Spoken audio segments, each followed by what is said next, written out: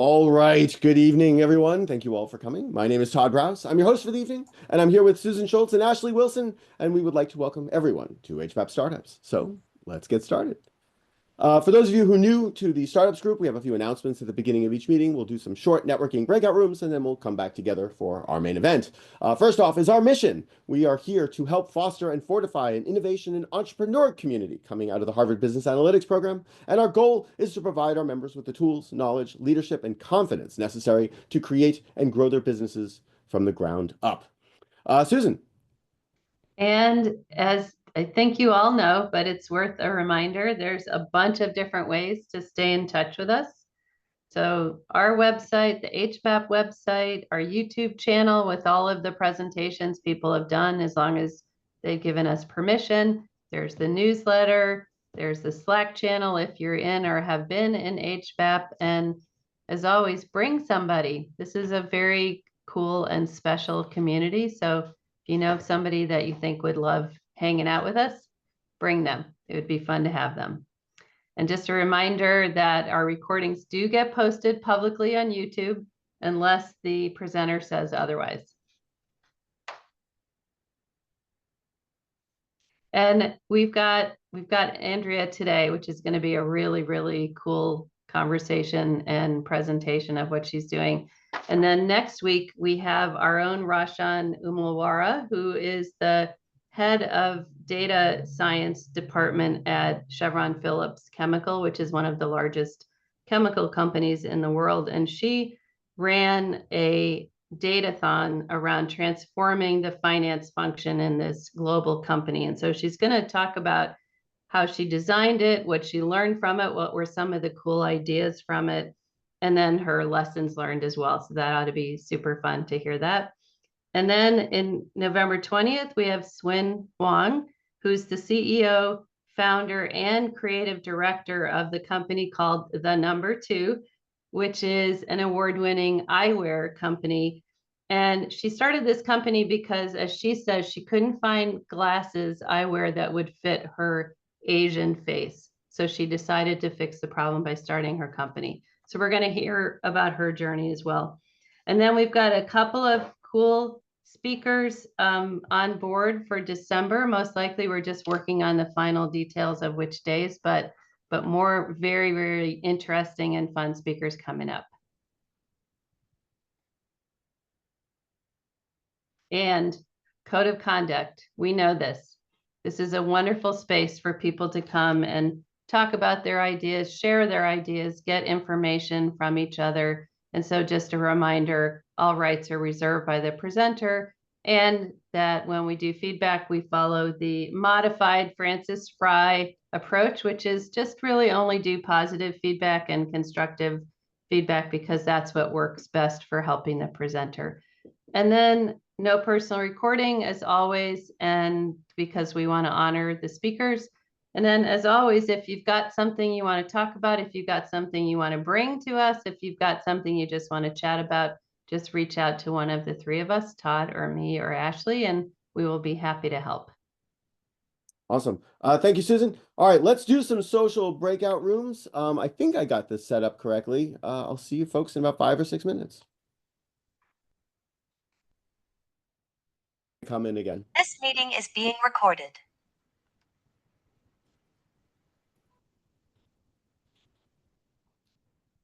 All right, all right. Welcome back. I hope everybody enjoyed their breakout rooms. Okay, everyone's here. Awesome. Just as a little reminder, when you exit Zoom this evening, you will see a pop-up for a survey. Please quickly fill it out. It gives us some data. It gives us some feedback. We're analytics people. We love that stuff. Again, a reminder, tonight's recording will be made public and posted on our YouTube channel, but please do stick around for some overtime when the recording ends, and we'll stop that at some point. We usually will hang out for a little while afterwards. Okay, tonight, it is now my honor to introduce tonight's speaker, Andrea Brimmer. Andrea is the founder of HortiTech, a NASA-backed AgTech startup that is dedicated to cultivating a sustainable future through innovative agricultural practices. She received her bachelor's degree in business administration with an emphasis in finance from Cal Lutheran University. Andrea founded the highly active Women in Business Club at Cal Lutheran. She is a repeat participant and a winner at the New Venture Fair, recipient of the Steven Dorfman Grant, and she represented the university at the European Innovation Academy in Porto, Portugal in 2022. She was recently awarded the Soroptimist, I can read, Todd, Soroptimist International Young Women Leader Award. Andrea also continues to be involved with her alma mater as a member of the Dean's Advisory Council. She is ambassador for the School of Management, and a participant in the President's Task Force. She's passionate about driving impact and moving women forward. She is actively feeding her passion as an ambassador at Bridge Funding Global. She's a member of Libra Leaders and mentoring first-generation diverse students. Now, Andrea, this is on a more personal note, directed to you. We have a WhatsApp group that many of us hang out on, and a message came in earlier, and I'm going to read it verbatim. Full disclosure, Andrea was an intern at V2 and a student at Cal Lutheran where I teach. She is legendary among the CLU administration because of the incredible entrepreneurial chops she possesses. Her startup, HortiTech, is an AgTech play that caught the attention of NASA, now funding a portion of her research. She was selected to represent us in Portugal at an international pitch competition there. If you want to be inspired, this is one to attend. She is truly one of my favorite founders, and that was from Kelly Kimball. And I guess, like, on a more personal note, I've had the privilege of being on a number of Zoom calls with you. And I think you are brilliant in every definition of that word. And I think it's over a year now that I may have been consistently pressuring you to come join here and present for us. And when you finally agreed, and I got you on the calendar, I was really excited. And again, like, I just don't want any of this to go to your head, because being an entrepreneur is a roller coaster. It's a wild ride. One minute you're at the top of the world eating lobster, and the next you're, like, looking at a hierarchical cluster analysis of a data set that confirms your hypothesis that ramen noodles are in fact a food group, and it's got a low p-value. That's a HBAP joke for the HBAPers in the room. And I guess what I'm trying to say is thank you for coming here to present. It's truly an honor to have you as a member of our little community. Okay, and now, without further ado, as is our custom here at HBAP Startups, if we could all please, let's briefly unmute ourselves. I really want Andrea to hear a round of applause. Let's give it to her. Andrea, thank you all. All right, I'm going to stop sharing. All right, let me get my slides up. Thank you so much. That means a lot. I'm super excited to be here, and it feels surreal. I remember I first joined HBAP, the first meeting, when Kelly asked me to be a +1, and I was just, my jaw was on the floor. And I was in college at the time, and to be here now is just surreal. So I'm super excited and super grateful to have the opportunity to present in front of such intelligent and talented people. And I hope that at the end of my presentation, you're all inspired and that I've completed my mission of sharing my passion with you.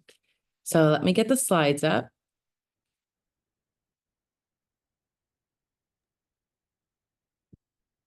No pressure, by the way, Andrea. Can you see it? We can see it, but you need to go. Okay. Yeah, you got it. Perfect. Perfect. You're up. All right. So let's start.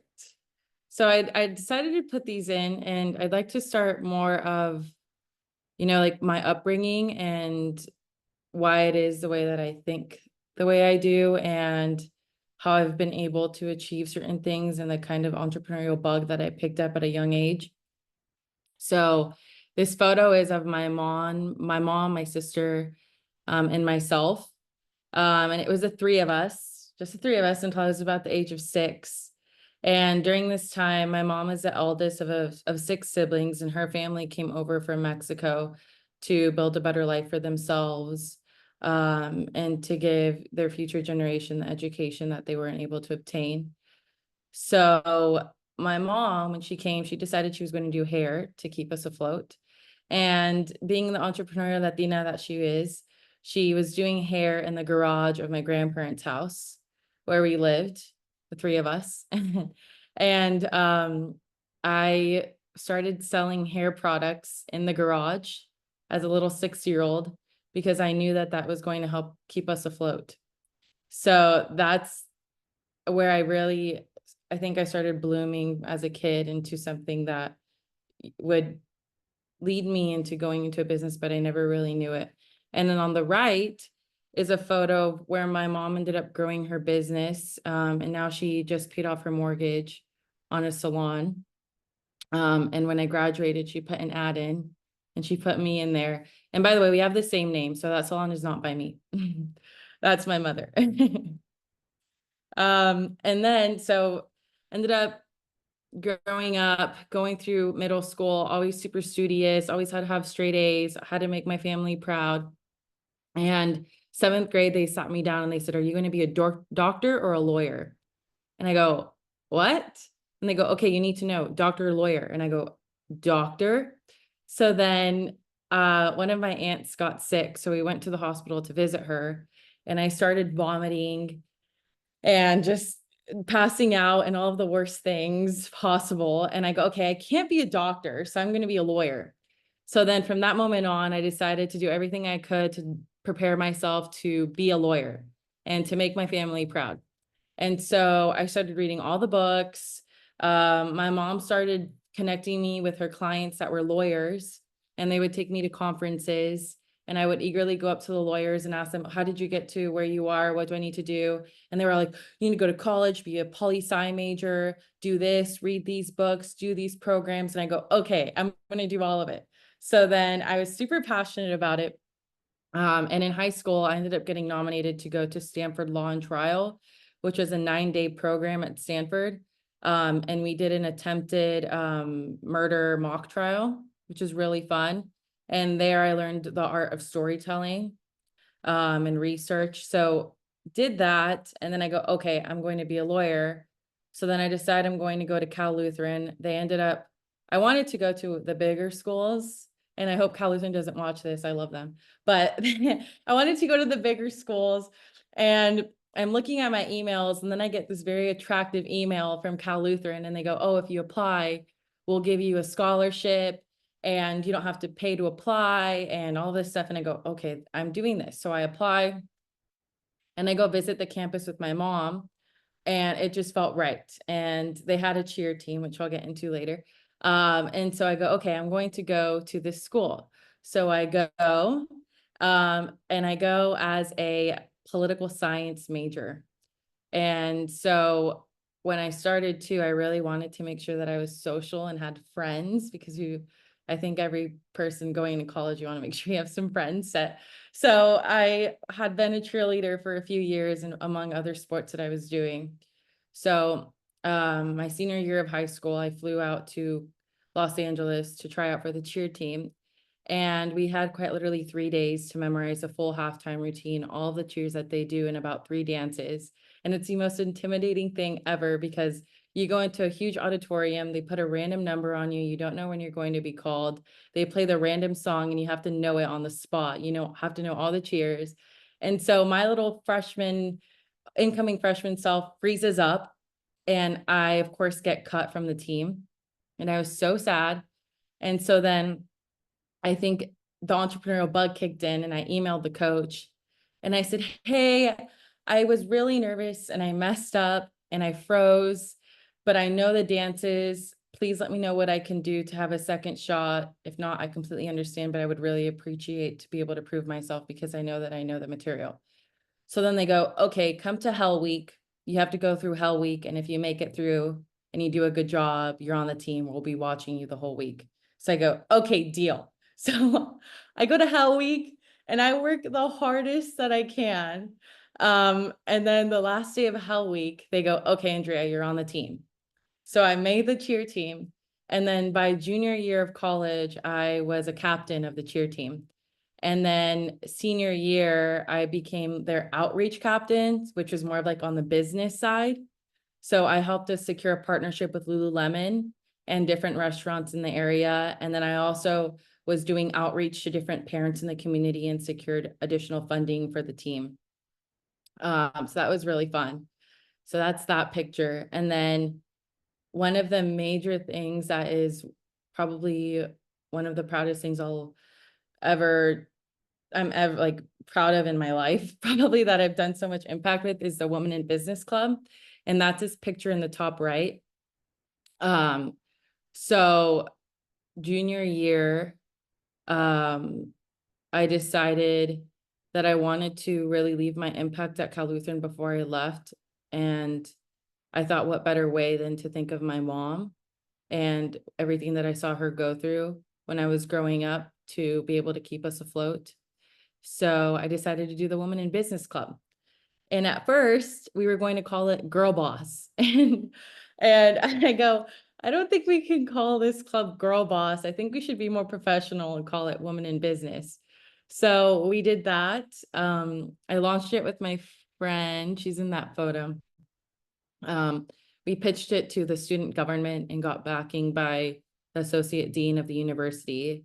And within 2 months, we had 100 members. It was incredible. We had no idea what this was going to do.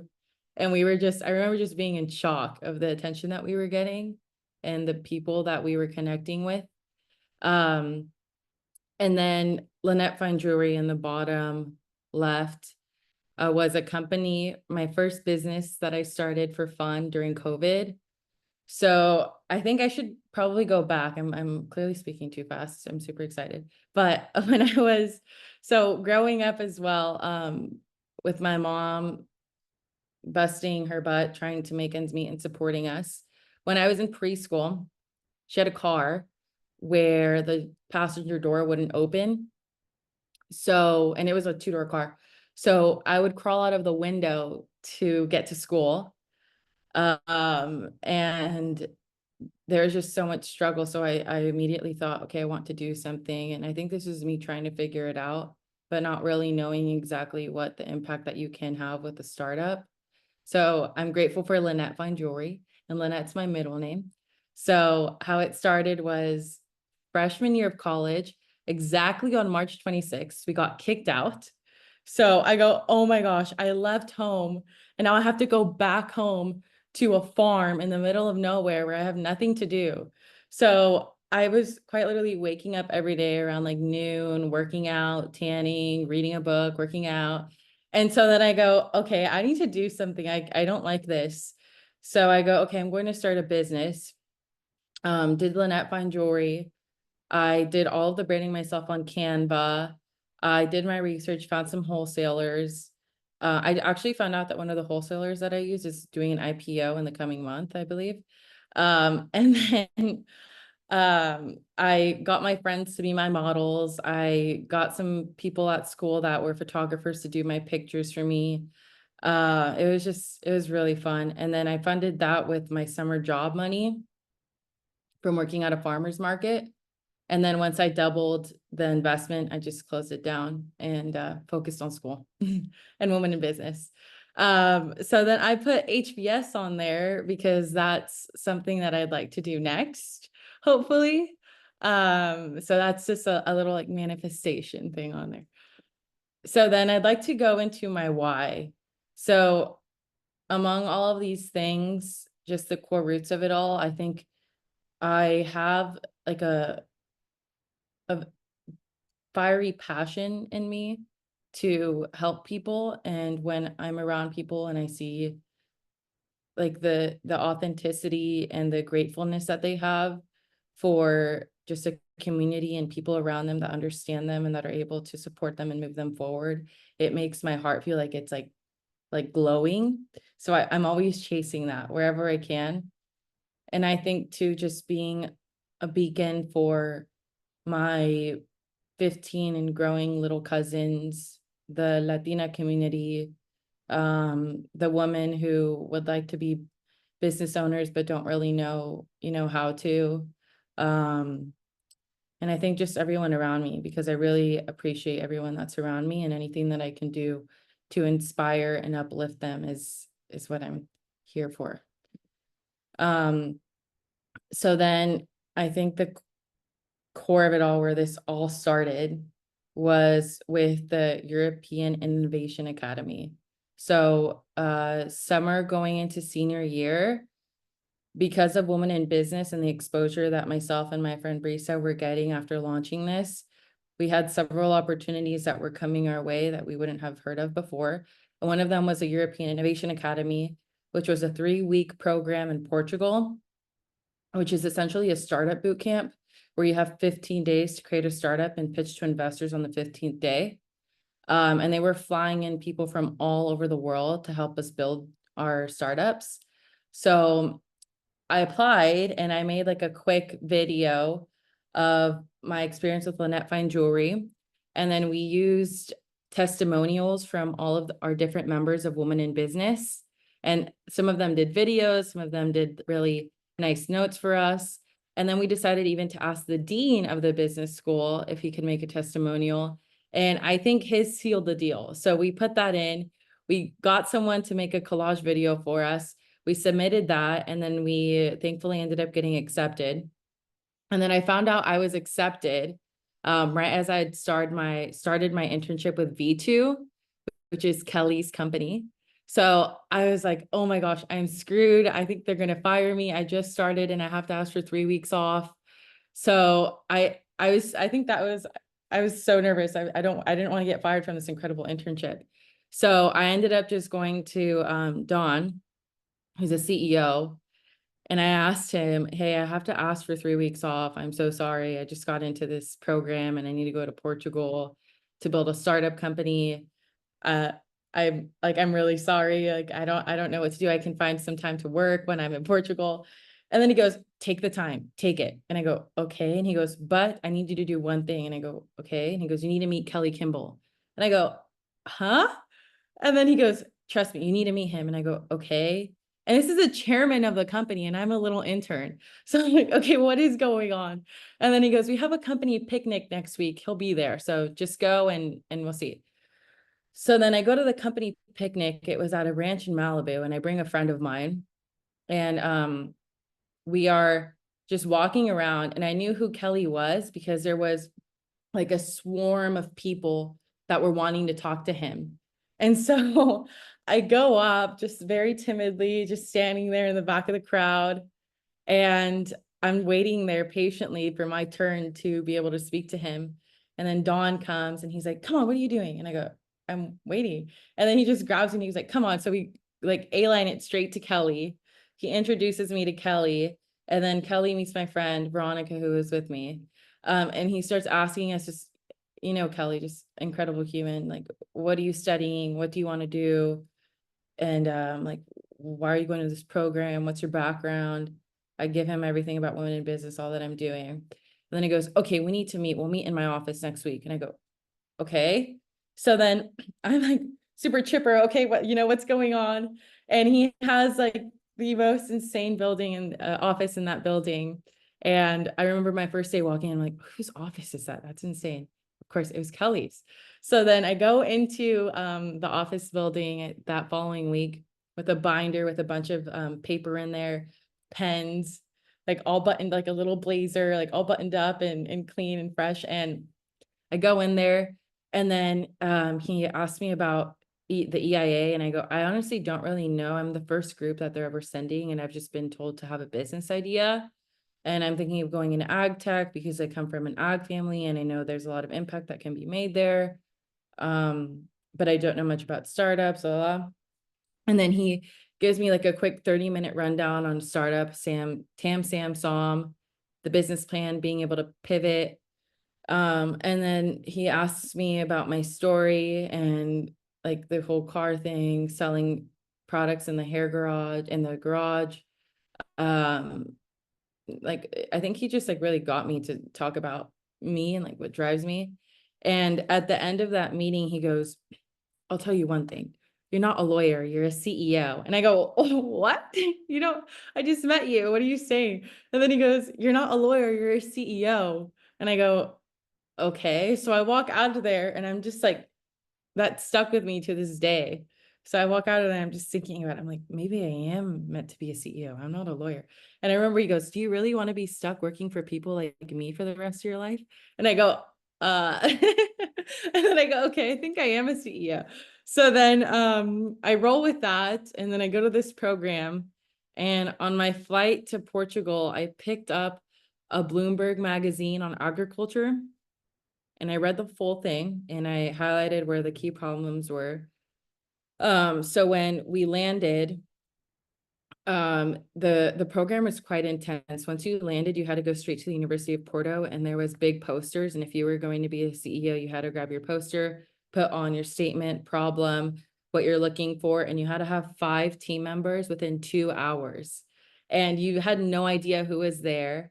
They didn't do any Slack channels or anything. Everyone just like showed up. You had name tags with a dot that showed like what kind of position you were. For example, marketing, software developer, technology, designer. And so you had to have one of each category for your team of 5. And if you didn't have it, you were dissolved and you had to join another team. And so I was committed. I wasn't going to back down. I was going to be the CEO. So then I start putting this team together. And of course it was about, everyone was junior, senior in college, and you had about 63 students from Berkeley, 4 from Cal Lutheran, and then a variety of different universities in the nation. And of course, you had your people that were super cocky and thought that they were too good for any team. So then there was a shortage of software developers. So there was about 10 minutes left. And then I see this one guy standing in the middle of the foyer, just with his arms crossed and with a red dot, which meant software developer. So I go up to him and I go, hey, I need a software developer. We're doing this company. We're going to change the world. We're going to do this. It's going to be insane. $1 billion, like just throwing everything out, trying to get him to join, right? And he goes, I don't know. I think I'm doing fashion. And then I love fashion, but I just needed to be a little snarky to get him to join. So then I go, really? Fashion is so oversaturated. Good luck. And then he goes, what? And then I go, AgTech is like where the business is going to be. We're changing the world with AgTech. And then he goes, I need 10 minutes. And I go, we only have 10 minutes. I'll give you 5. And he goes, 10. And I go, no, 5. So then I walk away, and then I see 2 guys with red dots coincidentally. And so I go talk to them to make this guy think that I'm going to replace him. After 5 minutes, I go back, and then he goes, okay, what leadership positions will you give me? And I go, you're going to be C-suite. What do you mean? And then he goes, well, I want to be a leader. And then I go, okay, what's your experience? And then he goes, oh, I'm the president of a frat at Berkeley. And I go, okay. So then, anyways, he ends up joining, and he conceals that he's joining by signing that piece of paper, the poster that I mentioned at first. Next day, he quits. An hour before we have our first meeting with our mentor that flew in from Stanford. So then I'm screwed, team is screwed, but again, not giving up. So then we find out that the EIA is doing this like last minute kind of forum for teams that are missing one person and people that just flew in that don't have a team or belong to a team. And so you go to the auditorium, and there's a line out the auditorium of CEOs that are going up to the stage to pitch to get this person to join their team. And by the time I got there was only about 3 minutes left. So there was no way I was going to get up on the stage. So I just cut in front. I hope those people forgive me, but I cut all the way in front. And so then I go up to the moderator and I go, please give me 30 seconds. I just need 30 seconds. And she goes, no. And I go, please, just 30 seconds. And then she tells me no again. And then I go up again and I whisper, please just give me 30 seconds. And then she goes, okay. So right before she closes it out, she goes, come on. So then I get up and I pitch, and I like targeted the people in the audience with the red dots on their name tags. I ended up getting a guy, his name was Felipe. And then we ended up creating what is now HortiTech. So this is a design that we made when we were in the program. And funny story behind this is that one of the mentors that we had was a marketing professor at USC. And we had several different sketches of a logo. And this guy goes, you should do something more like OVO, like Drake brand. And I don't know if you guys are familiar with that, but Drake has this brand called October's Very Own, which is like a gold outlining. So the marketing professor goes, do OVO. And we're like, oh, what? And he goes, no, like, I think you can see the vision. We go, I don't know. So then the designer on my team ends up doing this, and it was incredible. But I titled it My Version of a Superhero because going back to how I mentioned being a lawyer, I really connected and had passion for chasing that position, because as a kid, my mom would always take my little sister and I back to Mexico so that we would always remain humble for all that we have. And we'd always would take clothes to all the kids over there, cousins, family members, anything that we could do. And I remember always hearing about the corruption that was going on and the unfairness. And so I thought that I could be a superhero by being a lawyer and fighting against that. And so then I found that through HortiTech and through entrepreneurship, I could be a superhero. And so the core mission of HortiTech was to clean the murky water in Mexico that is used for agriculture. And of course, the drinking water issues. For example, when you go to Mexico, you can't use the ice. It's drinking bottled water and all these things. So I thought, what could I do within this sector? And in came like water filtration. So we ended up doing that. And when I was at the program, we had about 2 days for marketing and customer validation.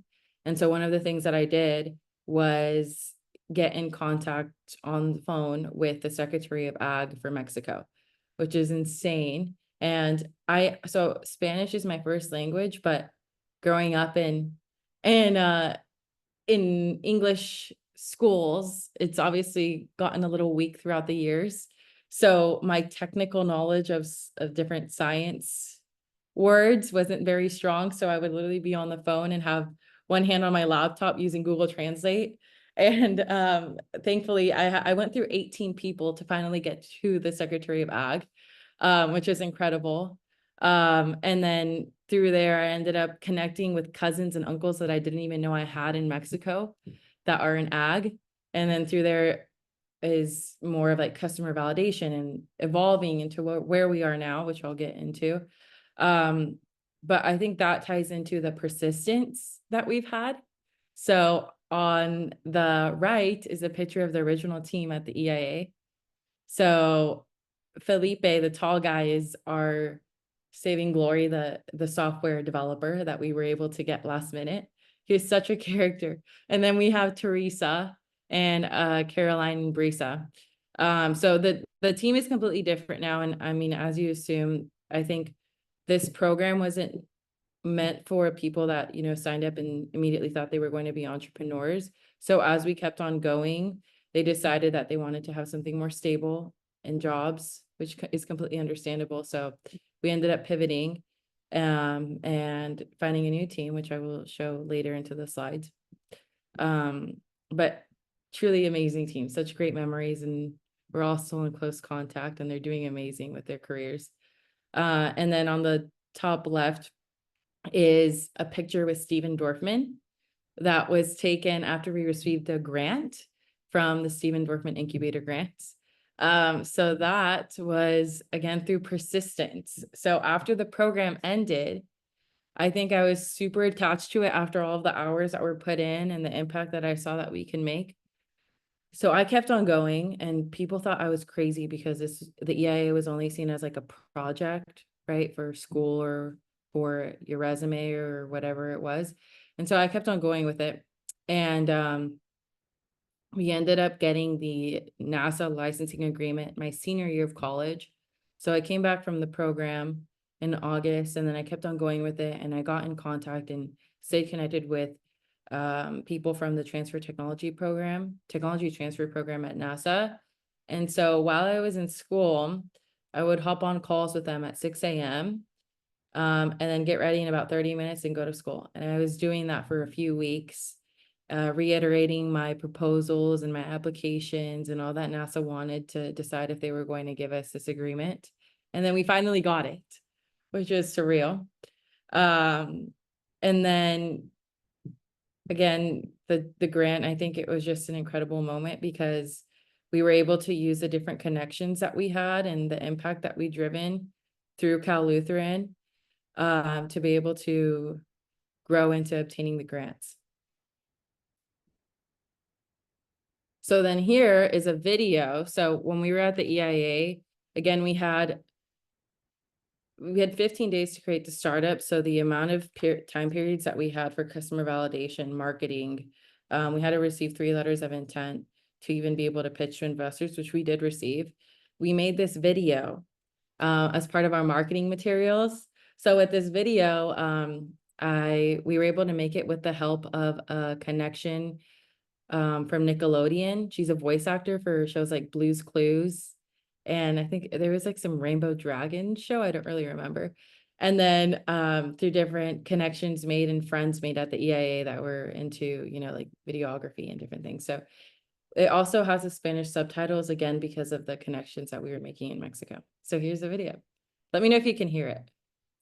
Introducing the HT filter, a filter backed by NASA that uses solid magnesium sulfate, MAP, to ensure that ammonia is extracted from the wastewater used on crops. The HT filter can range in size, depending on water needed and size of the farm. Globally, less than 10% of wastewater is treated. HortiTech, where farming becomes eco-friendly and more affordable.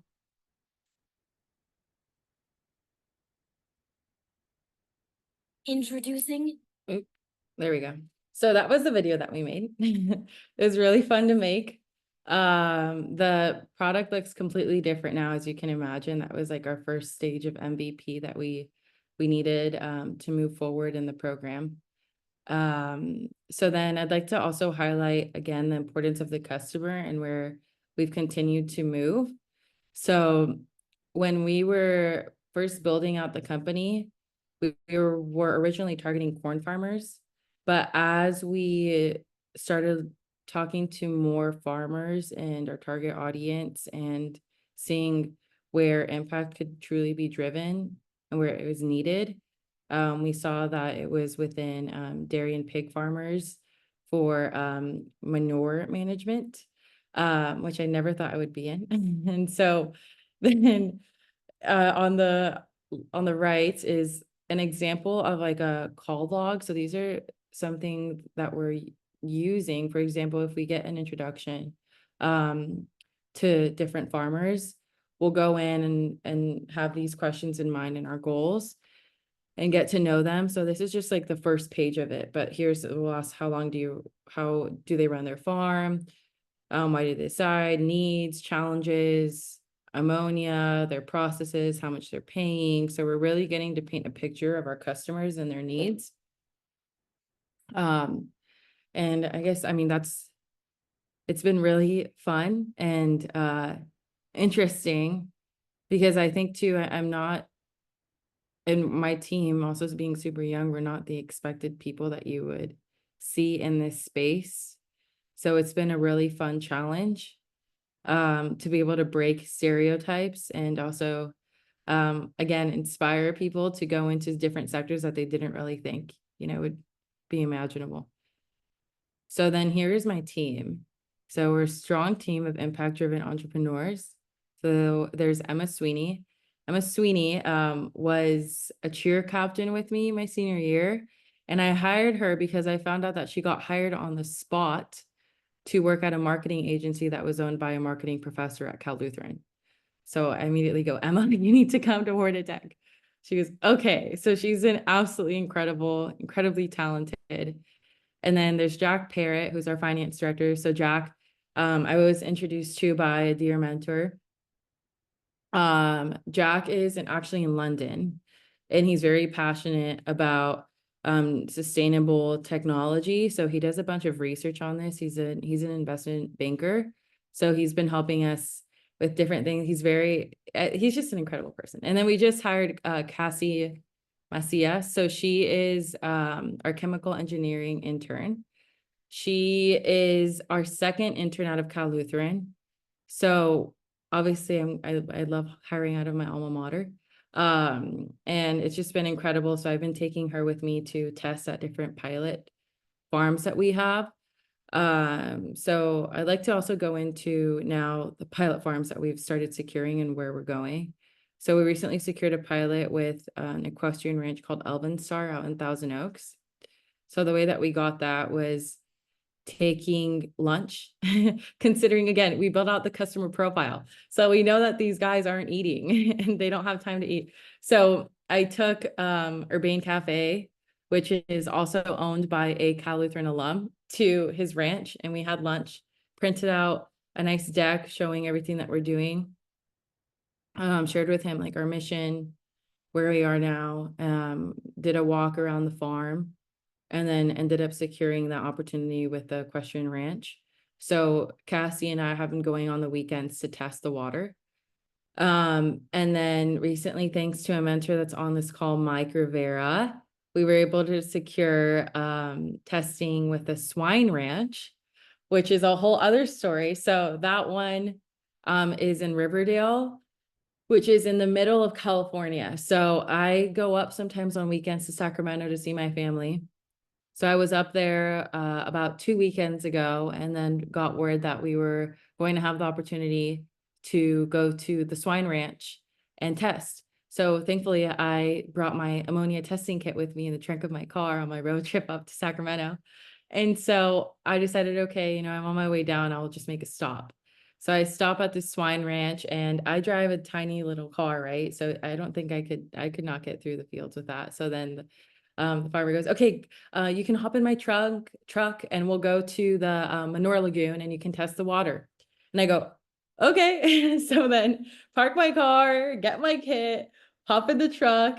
We go out to who knows where. There's a manure lagoon. And for context, this ranch used to have a bunch of dairy cows, and they sold them off, but they still utilize the lagoon built for the manure for the pig manure.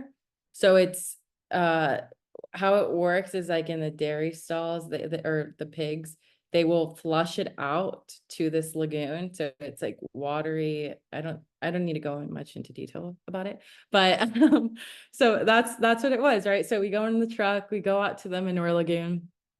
And he goes, oh, here's some boot sleeves so you don't get your shoes dirty. And I'm wearing just tennis shoes.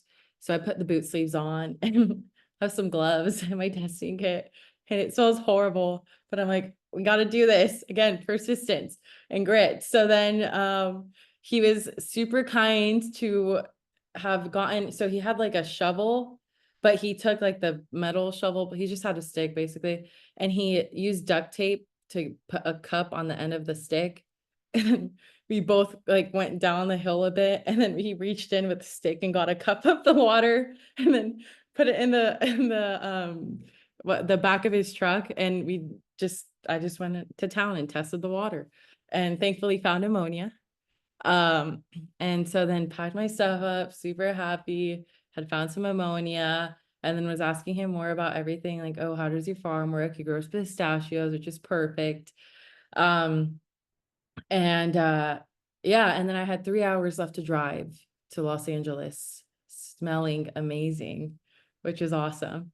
But it was worth it. So I guess I completely realized I haven't even told you what we do as a company. So let me go into that. So HortiTech, basically where we've evolved is that we're a next generation water filter that uses NASA technology to filter out ammonia from agricultural wastewater so that farmers can make their own nitrogen fertilizer. So the reason why this swine ranch is perfect is because aside from the manure lagoons, they also have the pistachios, which could use a nitrogen fertilizer, creating an ecosystem that has sustainability and also helps them increase profits. So that's basically what we're building. And I guess this is the end of my presentation. But yeah, I'm super, again, grateful to be here and open to any questions that you guys have. Andrea, thank you. This is really a pleasure. Folks, if you have any questions for Andrea, please do raise your Zoom hands. I guess I'd like to start off. So tell me a little bit more about the technology. How is that going? And I know that you had a thing with NASA. What's the status of that? Yeah, so that we just re-upped the agreement until May. Actually, We have mind before interrupting, unshare your screen Oh, and we can all see you. there we go. Beautiful. Thanks. Also, and then can I go back? So I forgot to add to the end of my Oh, slide. go back. So my ask too is that I'm looking into actually raising capital now. So as some of you may know, I have a full-time job and I've been doing this part-time. So I'd like to transition more into doing this full-time. And part of that, of course, is raising capital. So if you know any investors that would be interested in what we're building or what we're doing, I would greatly appreciate those intros. And if there's anything that I can offer myself, I would be happy to help. And then to answer your question, so we re-upped the contract with NASA until May. So we have until May to commercialize. Okay.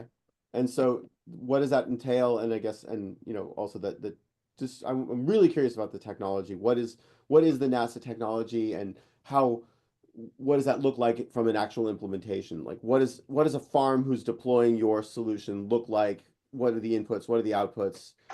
The costs? Costs you might not be able to talk about, but like what's the value? What does that universe look like? So the NASA technology background on it is that it was used in rocket ships. So, for example, when the astronauts are up in space and they need water, this technology was used to clean the water that they were using for the restroom so that they could reuse it. And so then when we found this, we looked into it and we go, oh, this could actually be used in the ag space. And they even had curiosity about it. So in some of the documents that we have as part of the agreement, they had run some tests on wheat plants where they found that the variable was like a much stronger, greener, healthier plant than the control. And then what were the other parts of your questions? I'm sorry. I was just curious, like, what does it look like on a farm? How big is it? I mean, all the questions about the implementation of technology, like is one of your customers spending $10 million just to install this, or is it really like, $400 and 3 interns? Like, I don't, that's a wide there. Yes, exactly. So I think that we have like predictions on what we'd like it to be, but I think where we are right now, we're just testing and making sure that we have these clients that would actually need it and the ammonia there to take out. But where we are now is that we really need a founding engineer to be able to help us build this out so that we have more specifics on it. But we have met with engineers that we haven't been able to hire because they're too expensive. We don't have the capital yet. And from what they've told us is that it's not a hard build. It's quite simple. It's not capital intensive. So that's where we are. But That's exciting. where it would be placed is more on where they have the wastewater. So for example, within the manure lagoons, it could be placed right where the water is being flushed into the lagoon to start cleaning it out there. So upstream of the lagoon. Yeah. So beautiful. Got it. Victor, we'll go to Victor. And I know, Yvonne, you had DM'd me. I'll call on you after Victor. Thank you. Andrea, what a pleasure it is to have you present to us tonight. Your story is wonderful. I really admire what you're doing and how you got there. I don't have a question, but just an observation that you mentioned in the very beginning as a little girl that a seed was somehow planted in you that drives you and keeps you moving forward through every obstacle, through every goal to something bigger and greater. But I just want to share with you my observation that it also seems obvious to me that it built you as a human being. That seed is something quite special, and you are something quite special. And I want to, if I had an ask, it would be to never forget that, never lose it, always rely on it. And I have no doubt that you'll achieve everything you've ever dreamed of in terms of helping people and uplifting humanity wherever and everywhere you try. So congratulations, and it's a real privilege to hear you speak tonight. Thank you. That means a lot. That means a lot. Thank you, Victor. I really appreciate it. Thanks, Victor. You're brilliant. Yvonne. Hi, Andrea. Hi. I'm trying to understand, as you said, you're looking to start the capital raising. So I'm really trying to understand the business opportunity here. So there's a couple of things that come to my mind, right? Yeah. Why did you choose to go? I think I understand, given the history that you talked about, going to the small farmers and having to convince each one to do something like this, the need itself. It seems a little bit complicated that the solution goes into each individual farm with regards to the needs for the water, because there are certain countries where they're trying to address this from a more national strategic solution, right? So why you have water shortages issues, so you can solve water shortage issues with basically taking your fertilization and your horticultural water, cleaning it up, and then providing that water to the farmers. But you have to have, right, the entire process of the water, reclaiming the water. I feel like I'm jumping here, but you're going to compete with this global infrastructure projects that are going to focus on water supply and cleaning the water, and the place that they're going to is farming water, right? How do we fix the agricultural water? Because then you can take that demand and separate it from drinking water. And it's the easiest solution that you can go to, because you don't have to get it all the way to drinking water for it to work for agricultural water. So I'm just trying to understand what the business case is here. How are you going to, what's your addressable market, and how do you get to profitability? Yes, 100. Thank you for the incredible question. So the drinking water and then the ag. So I think it's completely different. My mind when this came to happen at that program was, I want to do something with the drinking water, but then realizing, okay, we can't do that. We need to focus more on the dairy and the pig farm. So that's our target market, dairy and pig. And then to your point about the government and the projects that they're putting on, I think there is, I've met with different senators in California about what we're building, and they're aware, but I think that farmers don't appreciate or welcome positively the things that are pushed on them by the government for their farms. And that's something I've heard from the farmers themselves when I ask them, just out of curiosity. So I think that that's something that I'd like to approach carefully. I think it'd be a good approach first to be able to secure clients ourselves without having that, oh, we're with, government, this, you need to do this. At first building up the support from our customers and then going in with the government backing. And I think that, it's hard to obtain itself. So I think that's optimistic, but I think that we could possibly do it. But our way to profitability here is by, being able to help these farmers, and then thinking of models such as, okay, for this much ammonia that we take out, we take this much of a fee. Or, maybe you're taking out extra ammonia that you don't need. You don't need that much nitrogen fertilizer. Okay, maybe we could do some kind of like marketplace for your ammonia to go to some other farmer that really needs it. So there's a lot of, and service pricing, of course. So I guess what I would suggest that you do, I think you're thinking too small. Okay. I think that, so what I wasn't very articulate in trying to explain to you your competition, but what I think will happen is that you won't have enough time to get to the scale that you want to get, and a competitor will come in and just be able to do it in scale. So I think you need to focus, there's two things. There's a business opportunity in dark water treatment. And I'm not saying that the government, and I wouldn't do this where the government is forcing farmers to do it. This is a private enterprise.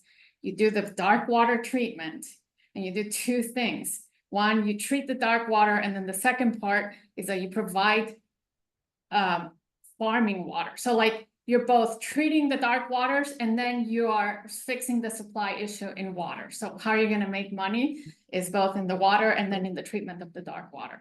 It involves massive infrastructure investment. It involves, you're going to have to do it in a location where you are going to have, this is where the government comes in. You have to have buy-in. But the key to it is that you're going to go from being able to purify. I think in the United States, they only reclaim about 20% of water. You can pretty much reclaim almost 90% of dark water and then reuse it for agricultural water. And that's what I was getting at, where I think you're thinking too small. You're thinking about going farm to farm to farm. I think there's much more industrial scale solution that you can maybe try to think about, and think about solving it from, the United States basis. Water has been too abundant, so that's why you haven't had this issue solved. So if you compare it to countries that have no water, that's where you see that those solutions exist, and you can actually replicate it in the United States. I mean, I would just say go bigger. I come from Mexico, and I think if you go bigger and you have a solution like that, you're gonna do incredible. Thank you. What part of Mexico are you from? Mexico City. My family is from Guadalajara. Okay, second largest city, see? Yeah. Food in Guadalajara. But Thank anyway, you. would love to talk to you offline, so. Yes, let's do it. Send you my contact information, but I would just say my one piece of advice would be, you need to think bigger, because the slow death of farm by farm sale, I'm just worried about your timing. Yeah. It's really Thank good you. to do the experimentation as to the need, but I would definitely look at what other countries are doing, because I think you can do something there. Thank you. I appreciate it. I'm definitely going to do that. Thank you. Yvonne, yeah, brilliant. You know what? I'm gonna cold call on Emma, right? Like Emma Sweeney. That name Yes. bell. Oh, Emma. I'm here. Emma, tell Hi. us about Andrea. Andrea's the best. Is- I've known this girl for as 5 years, I believe. And actually, Andrea was my first friend at college, which is crazy that we've come this far 5 years later, now working together. She is just a bright light, and you would absolutely love working with her. She's so easy to work with and so understanding, but she is passionate and she's a go-getter. If Andrea can do anything. I really admire her. I love being friends with Andrea first, and now working with her. It's been a great experience. That's fantastic. Thank So, you, Emma. Of course. It's called leadership, is what I think that is. And Yes. it's good leadership. Emma, thank you for letting me, indulging me and letting me cold call you. No, Steve, of course. Steve, and then we'll go to Susan. Thanks, Rod. Hey, Andrea, I'm wondering if you thought about aquaculture ponds, because in fish farming, ammonia is a huge problem, and removing the ammonia from the water, because it's usually recirculated. Yeah, I haven't thought about that. I don't know enough about it. Are you familiar with the field? Yes, I have a PhD in aquaculture. Oh, wow. But it's I mean, globally, I think now more than 50% of fish come from aquaculture. But Okay. in land-based farms, ammonia is a huge problem. I would love to connect and discover and see, where we can possibly go into there. Okay. But yeah, I'll drop my email here for everyone to. Yeah, do that. I can connect you with some people in the US in Thank you. in marine farming, at least. Or maybe land-based farming is probably better. Okay. There's my email. Thank you, Steve. Yeah, thank you, Steve. Susan. Yeah, this is so cool. And my grad degree is in environmental engineering, wastewater treatment. So yeah, so this is near and dear to my heart. So I have two sets of questions. One is kind of the opposite of what Yvonne said. I live in Wisconsin, so we're on Lake Michigan, one of the Great Lakes, right? And one of the biggest threats to the Great Lakes is small farms not treating their nitrogen runoff. And so I totally agree with Yvonne.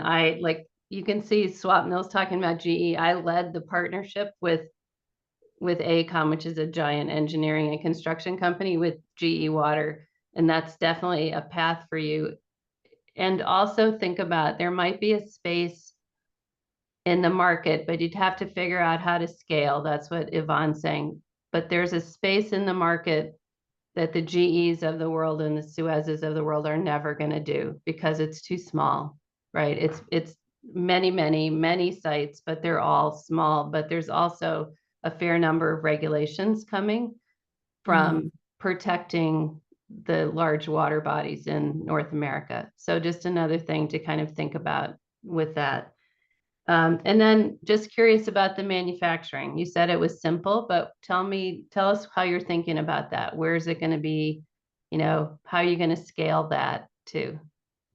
Yeah. So the information that I was able to retrieve from the engineers that we were speaking to was that it's more of like, for the first pilot or MVP is using like PVC pipe and then magnesium phosphate and heating in the vacuum. So like bare bones kind of thing. But I would say once we start growing, obviously have more, professional and high level materials and equipment that we could use to create stronger, more durable products. So I'm not sure as to exactly what the details of the manufacturing would be, but I think it's not, from my understanding, and if before I start thinking bigger, is that it's right now it's something that's like quite simple to build, but I definitely would like to start thinking of going more towards bigger bodies of water. And I think that would be a completely different kind of build than what we have in mind now. Yeah. Interesting. And then just a follow-up is, in your MVP, are you really clear about that this is going to work, or are you going to try? I'm thinking as a wastewater engineer now, right? Yeah. Are you going to try kind of different combinations, or maybe there's a way to even make it more efficient and effective, or maybe there's a way to pick up other stuff that's in the water, not just the nitrogen as well. So if you haven't been thinking that, I mean, it's really cheap to add that kind of stuff on in your MVP. So, think about it being more of a kind of total solution. Yeah, thank you for mentioning that. We've actually have been thinking about that with the equestrian ranch, because as you can imagine, there's not much ammonia in their water because horse manure is more solid, and so they like just dump it away. And so I told the owner, and I go, hey Jim, we're not finding much ammonia here. And he goes, test for something else. Like there's something else you can take out. And I go, okay. So we've been looking at other things. So I think there's opportunity there. So we're trying to find it, and it's just part of the process, and the patience and the grit to see, okay, this doesn't work, pivot, find something else. But at the core of it too, it's been okay, it's changing, but we still need to stay on line with the mission here and not change too much where we don't know where we're going anymore. So that's been something, right? So with this equestrian ranch, it's like, okay, there wasn't that much ammonia, but there's other stuff, but we need to make sure that it's still in line with what we're trying to do, or else when we even try to start this company, we're just going to be all over the place and not really know where we're going. So I'm open to thoughts that you guys have on this call of, how to continue to stay in line with what we want to build, but having so many at the early stages, so many ways of like pivoting, looking for other things, different ideas coming in. So yeah. Yeah. And I'm thinking about it more from there's a lot of kidding that happens, in this industry. So it's kind of not like it's a separate thing. It's more like, let's say there's 15, maybe bacteriological contamination, but it's all one thing, right? It would just be different packs in your filter doing the filtration out of for the different components. Yeah. So because I agree with you, you don't want to go drift into something like, radioactive, something like that, right? But it's something where it's in the water. Yeah. I'd love to connect offline also too, Susan. I had no idea that you were in the wastewater field. Yeah. Little known fact.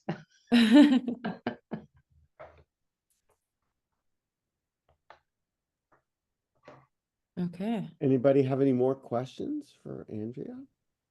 Thoughts, inspiration, questions? Inspiration? No more inspiration. Yeah, Andrea, like I've got nothing. I mean, other than that I think you're on the right track here. And so you said May. So are you, how is that the progress with getting to May or before May, really? Well, it's going. I It's think going. it's going. I think again with startups, there's momentum, right? So Right. I think we're in the thick of momentum right now. Securing different calls with farmers, interest. They're open to helping us however they can. They're open to having us on their fields, just testing. So I think we're picking it up. But I think where the bottleneck is with hiring hot, like good talent with no money. That's So right. again, super lucky to have people like Emma on the team that are passionate about the mission and what we're doing and see the overall picture and like the reward and where it'll be in a few years, but just rolling up our sleeves right now. So that's again why we need to raise capital to be able to get that talent that can really help us accelerate to be ready by May. Beautiful. All right. Thanks, Todd.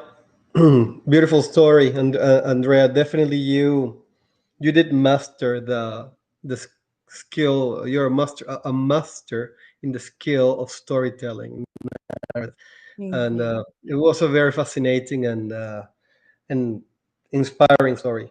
Your story tells the story a little bit of some of us, so to say. So we all coming from Latin countries feel a little bit identified, and it's very gratifying to hear someone younger to go through all those same steps. Now, my question is related to the experience you had in Portugal. I don't know. I actually put it in the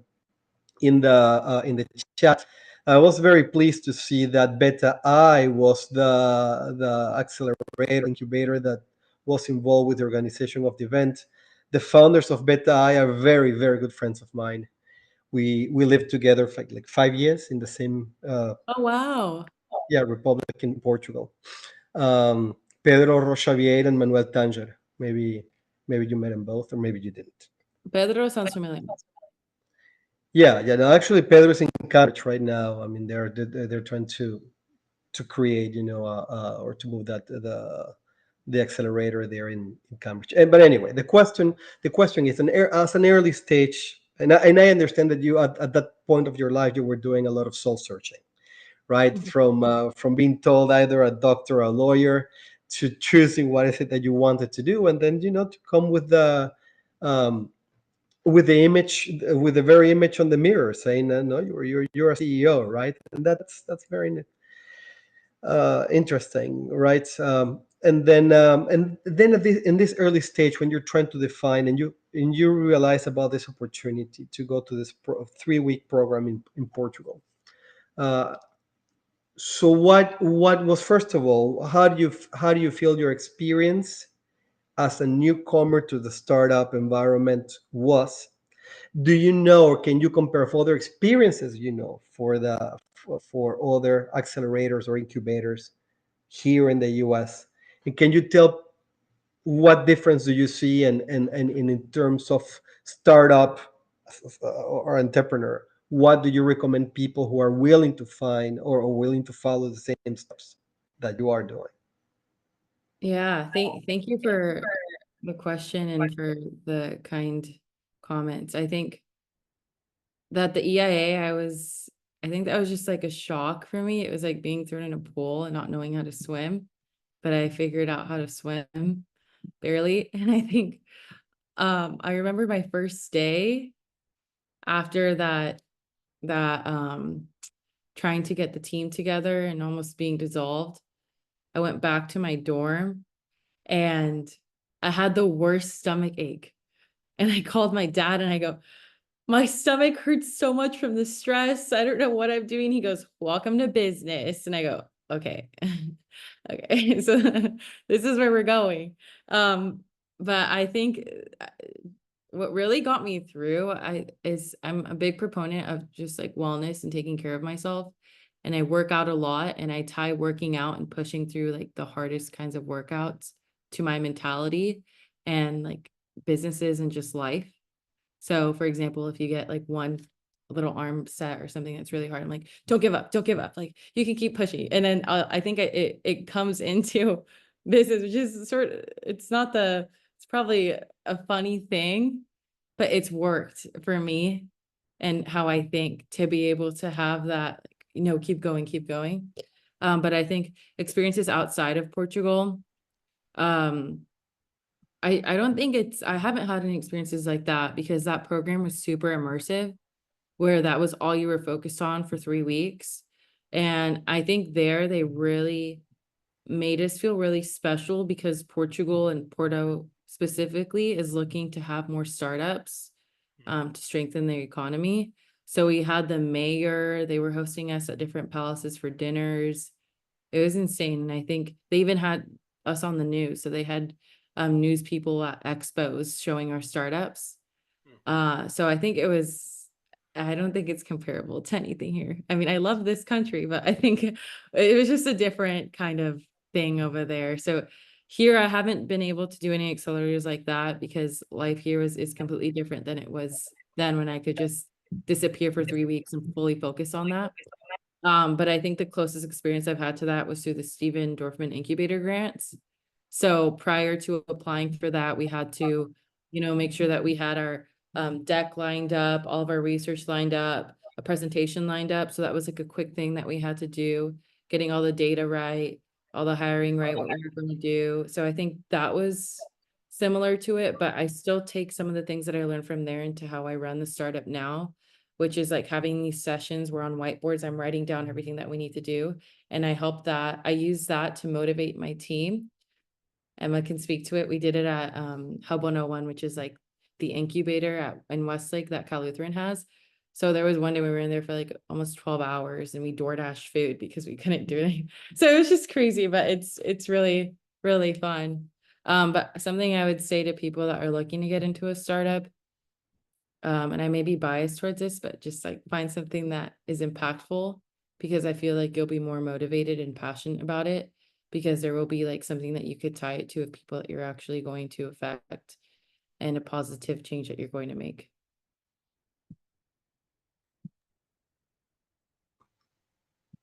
Thanks so much, Andrea. I have to mute my microphone because it keeps getting an annoying echo for some reason. This is a new computer. But thanks so much for your thorough answer to all my questions. Of course. And to me, the takeaway is definitely that metaphor of the gym.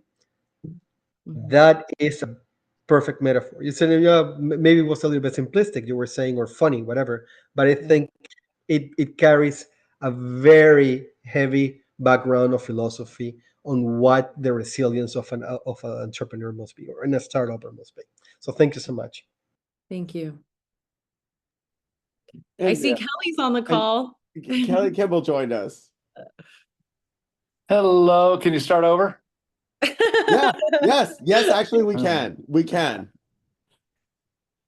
I'll share the presentation with you, Kelly. Thank you. Yeah, I apologize. I had my time all screwed up. I really thought I was going to be in Harvard tomorrow, and I had to come today. So then we had meetings all night. So had to miss you. I apologize. No, it's okay. It's okay. How did they treat you? Are these nice people, or should I? Oh, incredible people! Incredible people. Yeah, it's been great. It's been I think when I was telling my story, I had my slides and I'd like practice them over and over again. But I just got lost in telling the story and I got super excited. So it just it went great. So I'm very happy because I feel like I was my most authentic self. So yeah, amazing time. Very cool. Thank you, Kelly. Thank you for bringing Andrea as your +1. Well, she got stood up. So it wasn't really my +1. She came without me. So no, I'll tell you, Andrea is one of those people, and I've said this to her, so I'm not going to totally embarrass her in front of this. At Cal Lutheran, she's like the unicorn, right? I mean, she's like literally from the dean to everybody who's in the leadership at Cal Lutheran. It's like, what the hell is she doing here? You know, and it's my goal is to get her to enroll and go to Harvard for Harvard Business School. I don't know how to do that. And there's nobody that I know that actually has influence, and I don't think anybody has influence. But man, I think she'd be perfect here. And she applied for HBAP and they told her she was too young. Yeah, it's all right. Age discrimination. Yeah. Well, they let me in. There's got to be. I'm on the other end of that curve, the distribution curve. So you said we should let Kelly in, for God's sake. Isn't he too old? Yeah. So is she too young to be on Claremont stage talking about her successes? Absolutely not. She would shine on Claremont Exactly. stage. Yeah. Exactly. That's the answer to that question. Yeah. No, she's the unicorn. She's gonna be the billionaire that supports me into my old age. No pressure. No pressure. Yeah, the pressure's not hot at all. It's No, it's a lot of pressure. I'm intending it for there to be pressure. You gotta look, I'm starved to this. Yeah. You're gonna be my meal ticket, Andrea. So, Thank you. Yeah, I mean, it just, and I shared the story of how during my time as an intern at V2 and then having to ask for the 3 weeks off, and then you telling me I'm not a lawyer, I'm a CEO, and rolling with it.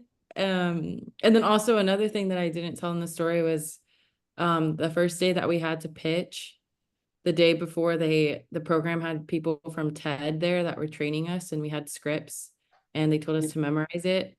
And so then I remember when I met with Cully, he goes, oh, if you need anything, you can reach out. So then I go, okay, this is my like one line, like I can reach out.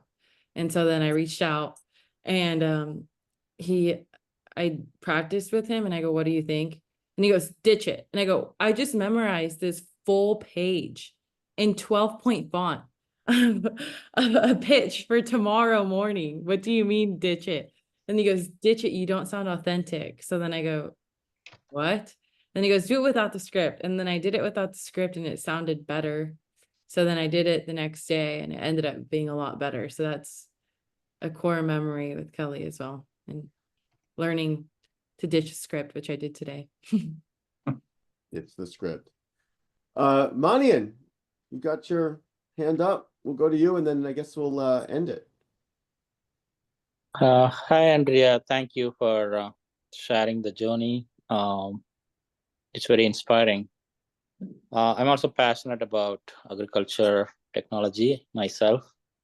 So recently formed an NGO in Nigeria, and working through the logistics to start with agriculture technology education for agriculture students, and connect with the local farmers to introduce technology, including hydroponics and other methods to cultivate.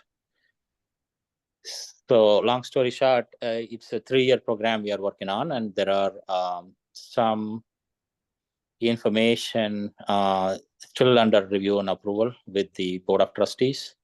I think there may be an opportunity for collaboration as we go through this in Nigeria. I would like to learn more about your program and the model, and if there is a way to connect and learn from you and see if there is a way to collaborate in next year.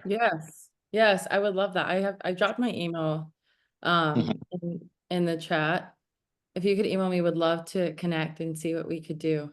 I was speaking to someone in Nigeria as well that had some ties to Cal Lutheran, so I would absolutely love to explore any opportunities. Awesome. Thank you, Andrea. Yeah, thank you. I really appreciate it. Thanks, Manian. Susan. Yeah, so this was great. And so our question, and you did tell us your ask already. So to help you find investors, make introductions. So we can definitely do that. I did an accelerator with a sustainability investor earlier this year, and I think they could be very interested in hearing more about you. And I know a lot of us have relationships, so we'll definitely help you with that. And it also looks like you've got a couple of other connections of people that are super happy to help you. And so anything else that you want from us, what can we do to help you beyond that? I don't know. Another thing about me that I need to work on is I don't like asking for a lot. I like to figure it out if I can myself rather than asking. But I will throw in, we are looking to hire an engineer with a background in chemistry. So if you have any knowledge of people, talented individuals that are looking to work for a startup, I would love an introduction to them. But yeah, that's what my ask is. Cool. Well, it's just great what you're doing, and just fun to hear your stories too. And yes, as Jorge said, what a great storyteller you are too. And what a cool thing. I know it's desperately needed around the world. So it's a very, very wonderful thing you're doing. Thank you. I appreciate it. Again, so grateful to be here. It feels surreal. Me, when I first joined this call, would be pinching myself. And I honestly was saying no, because like, I don't think I'm qualified for this. And then Todd just sort of forced me into it. Just kidding. But I was like, okay, I can't say no. He gave me the date. I can't say no, so I'm going to do it. And no, when we negotiated the date, I was like, when can you do this? But we got it on the calendar. There was definitely pressure. I know. And Andrea, thank you for indulging me for like all these years. Like, my honor. Thank you. Thank you for joining us. All right, so I'm going to end the recording, but just as a little reminder, next week is the HBAP social. The week after is Rashawn. The week after that is Swin Huang. And I will not be here next week. I'm going to be presenting at the World Open Innovation Conference in Berkeley. So we'll have to figure some coordination of who's going to host. I will be here. Oh, you'll be here. Okay, good. So I will. So Susan will be here for the social, but I'll be in Berkeley. Thank you all. I'm going to end the recording. Please do stick around for overtime and fill out the survey.